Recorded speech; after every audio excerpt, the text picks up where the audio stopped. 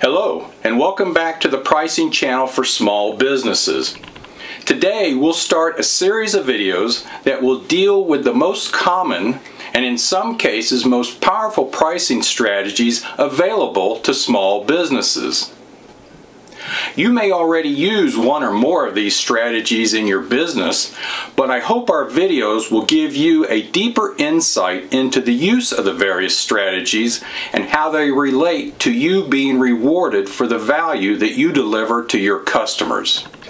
And so let's go ahead and take a look at the cost plus or markup pricing strategy and how it relates to your business profitability. Cost plus, or more commonly called markup pricing, is a very common pricing strategy in the retail sector. And the reason for this is that it's both an easy and efficient way to set pricing when you have hundreds or even thousands of stock keeping units or SKUs in your inventory to price. And the way it works is we typically add a set markup factor to the basic cost of a product in order to generate the selling price of that product. And so the basic equation is price equals product cost plus the markup. The markup is typically expressed as a percentage of the product cost. And so for example, a 100% markup means that we add 1 times the product cost to itself in order to generate the price. And likewise, for a 200% markup, that means we add 2 times the product cost to itself in order to generate the price. And if we were using a 50% markup or a 150% markup, the process would be exactly the same. Now, as an example, if we have a product and its product cost is $10, the result of this process is that for a 100% markup, the price would be equal to the product cost plus itself to give us $20 as the price for the product. Likewise, for a 200% markup, we would take the product cost and add twice the product cost to itself in order to generate a selling price of $30. Notice that the markup is applied generally to the base cost of the product. And so, as an example, if we bought a product from a wholesaler for $10, that $10 acquisition cost is our product cost for the purposes of markup calculation. Generally, we don't try to add any direct labor or any other costs, such as inventory carrying cost as an example, for the purposes of calculating the price. So, if we do have employees and we have direct labor costs in our business, how do we go about relating markup pricing to our profitability? Well, let's use an example.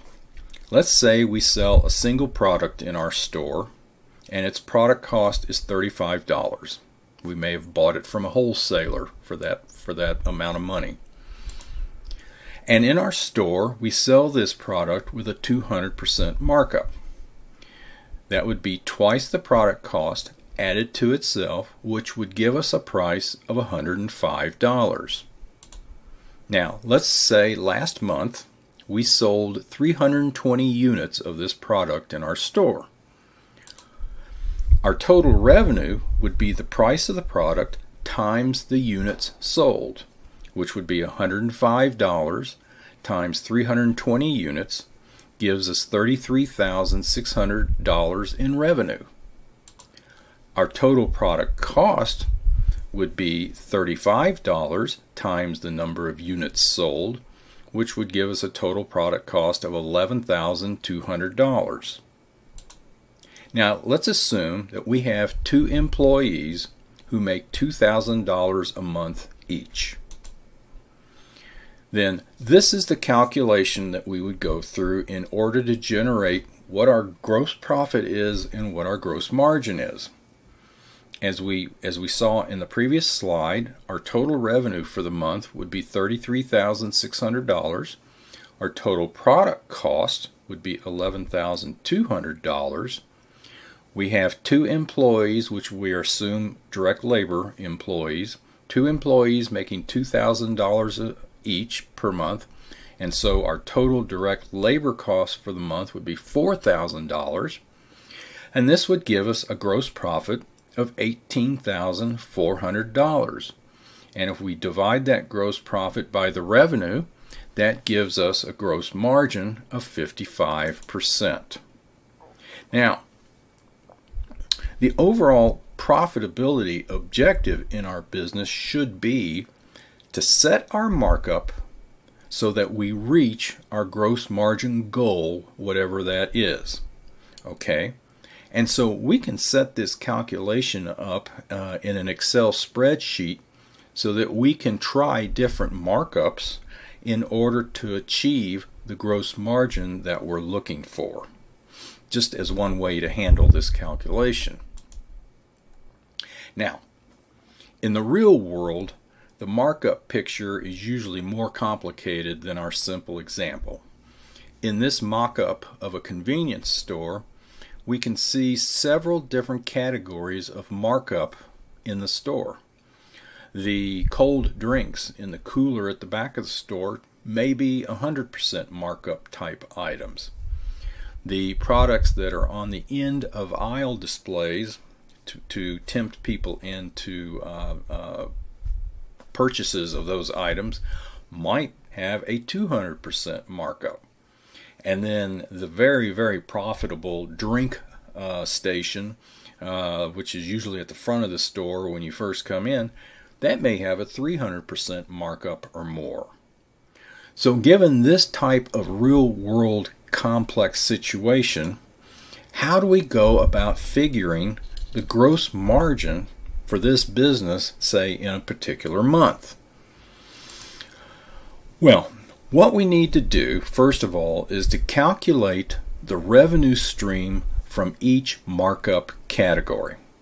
And so the way we do that is we look at all the products in a particular markup category, and we figure out what their price is based on their product cost, and then multiplying that product cost by the markup multiple, and then we multiply that by the number of products in that category to give us the revenue for that particular markup class.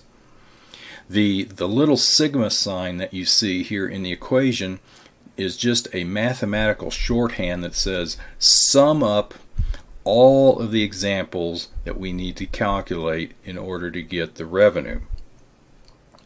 So let's look at a simple example of this to explain or illustrate what we're doing. So let's say that in our 300% markup class in our store, we have 2 items to sell. All right. Well, at the end of the month, to figure out what is the revenue from those 2 items, we would just multiply how many of item number 1 we sold times its price, which is 3 times the product cost added to the product cost itself, plus how many items of number 2 did we sell at its price, which is 3 times its product cost added to its own product cost, and that would give us the revenue for the 300% markup class. We could also do that for the 100% markup class and the 200% markup class. And this then would give us the total revenue in our store for the month. Now, we would then add up all the product costs, which are just simply multiplying the number of items we sold, item 1 and item 2, times their respective product costs. We would then add in the direct labor cost that we have in our store, and now our gross profit would just simply be the total revenue minus the total costs. And finally, our gross margin would be the gross profit divided by the revenue. Now we have a process for relating the markups we use in a retail setting to the gross margin of our business. Now, in most retail stores, you're going to use a point of sales system to handle sales recording and that type of thing. So most of these calculations will be done for you in your point of sale system. In this way, we can choose the markup or markups across our product lines so that we obtain our targeted gross margin.